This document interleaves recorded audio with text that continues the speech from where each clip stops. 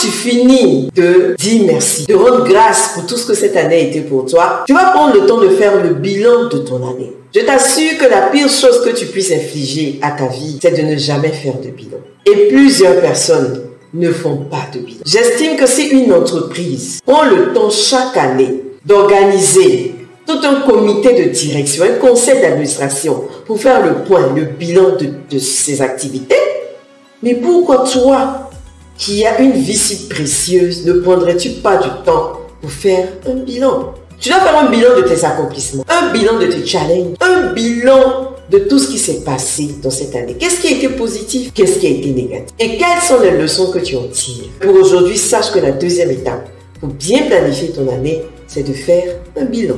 Quand tu finis de faire ton bilan annuel, ton bilan de vie, qui est aussi disponible dans le Priscalad Life and Finances Planner, tu vas regarder tous les points qui sont les plus douloureux pour toi. Parce que quand tu as fait ce bilan-là, il y a des choses qui t'ont sauté à l'œil.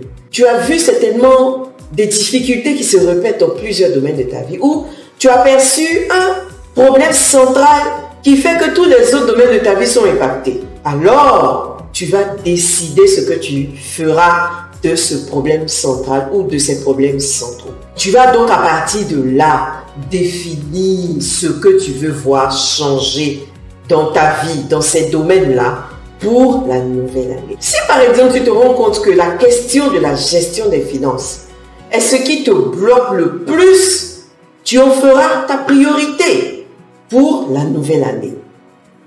Parce que tu as fait un bilan, la troisième étape justement pour planifier ton année, c'est de décider de ce que tu fais de ce bilan-là. Quelles sont les décisions que tu prends par rapport à ce bilan? Et ce sont ces décisions que tu vas formuler en objectif.